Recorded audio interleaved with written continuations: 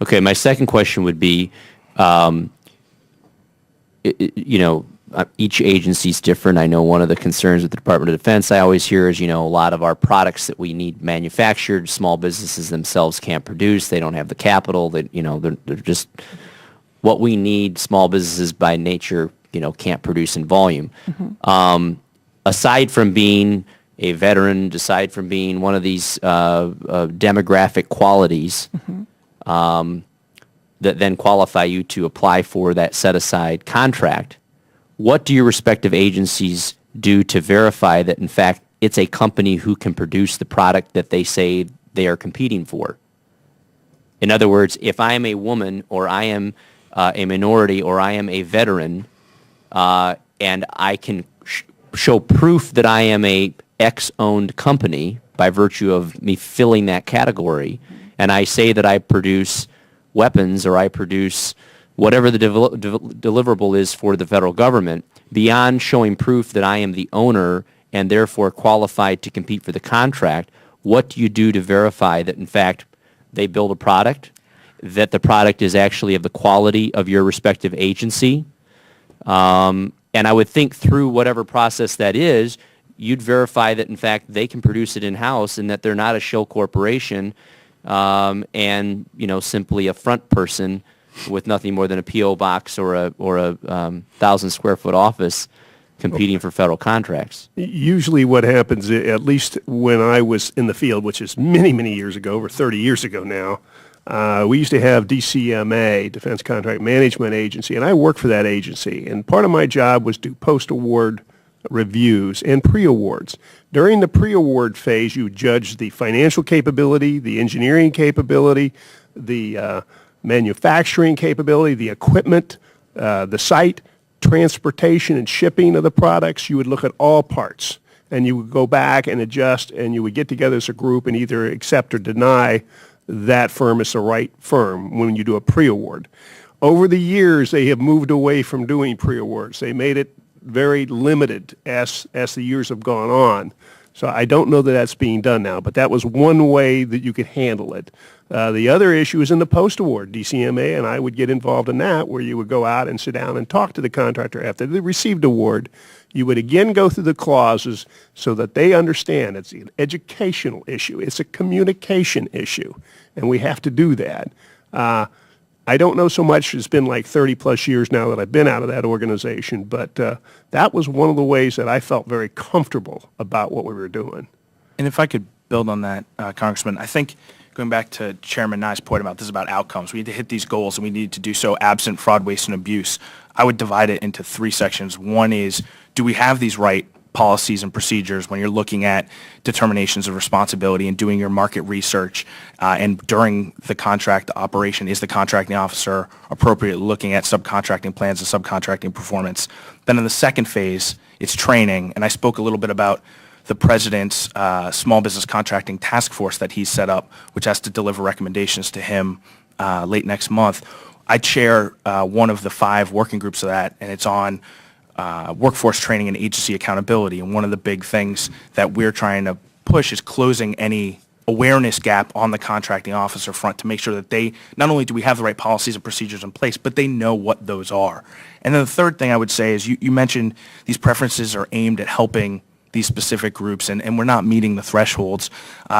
To that, I would only implore you that one of the key things that we can do overall to help service disabled veterans is ensuring parity between all of these different programs and replacing that shall in the hub zone language with may, so that we get the contracts, the contracting officers don't, during this training, become confused as to what they can or cannot do. Anyone else? That's except for VA. We like to have the program we have. We want to continue with 109-461. Thank you. Well, to that point, when I spoke with the SBA administrator, my first point to her was, I think it makes sense. My first question was, why don't we make them all shall as opposed to all may? But apparently legally, then you'd have to qualify for every one of them, which would be kind of difficult. But my point to her was, look, we're failing. We're failing on all of them. And so what are you doing to make it so that we're not failing on all of them? And her point to me was that, in her opinion, it was a lot to do with leadership, that it takes the agency heads as high up as the secretary in each one of these departments to say, you know what, it's going to be a mission.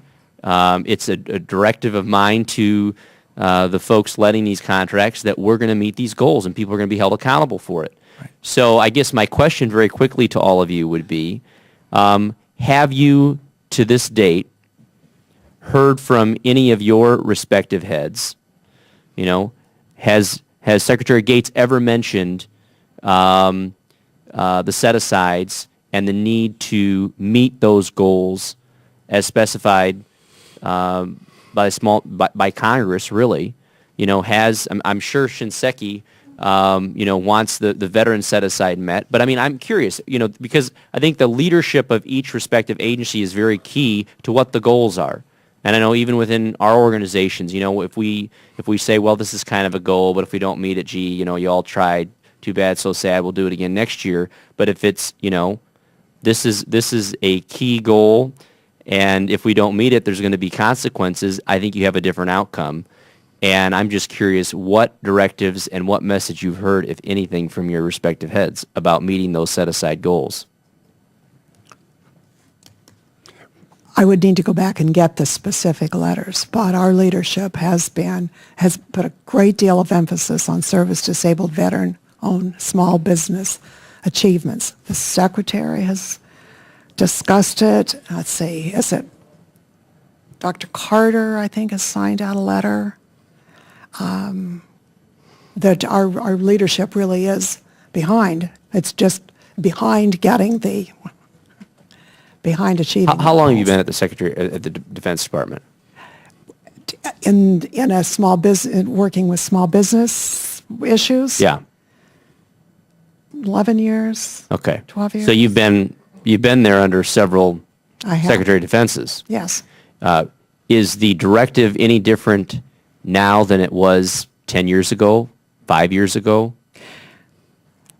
Yes. Let's see. It's not a directive, meaning a directive has a specific. I guess my question is that on the part of us policymakers, yes, who are responsible to our electorate, should we be able to tell our electorate and the folks that we're claiming we're helping that we should expect any different outcome this year as opposed to 5 years ago, as opposed to 10 years ago, based on the leadership of your respective department? There has been a difference. It's in my testimony. Okay, but we're still not meeting. Just like think about the size of the Department of Defense. I mean, I think it's fantastic that since we got a tool where we could make progress, that the progress has gone in the direction it has.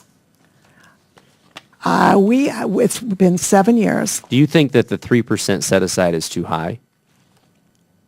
I think for the Department of Defense, given our product mix, it's a challenge, but I think it's one we can meet. I think we have to think every single year of another way to find the less low-hanging fruit. And we keep working at it. I think we'll make it.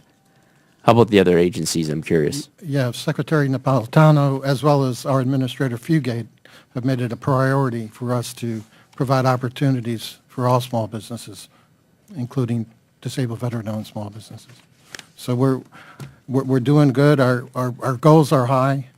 We exceed at FEMA the 23%. We're at about 32%, and they continue to move up our goals. And our trend is really good over the last few years. At EPA, Administrator Jackson has made it very clear that she's very supportive of the program.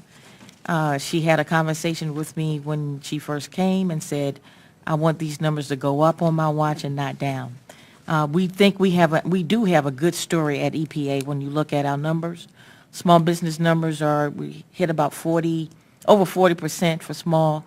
Service disabled veteran owned last year in FY 2009, 8.93% was what we accomplished. We're on track now, as of the third quarter,